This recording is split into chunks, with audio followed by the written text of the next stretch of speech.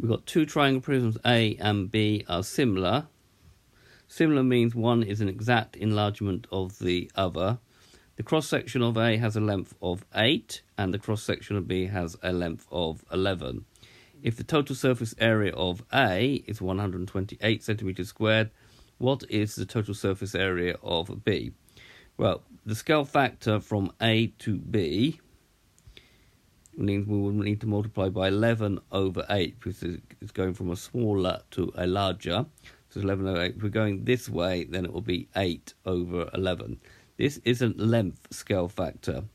We need to find an area scale factor. So how much does the area change? Well, the area factor is going to be 11 squared over 8 squared. So what you do is you take the length scale factor and you square each of these terms. So that's going to give you 121 divided by 64.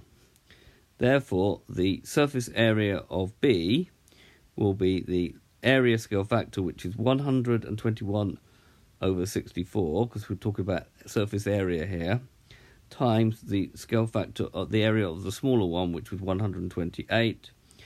64 will go into 128 twice, and then 2 times 121 is 242 centimeters squared.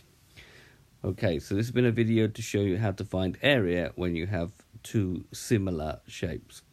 I hope you've understood, and I thank you very much for watching.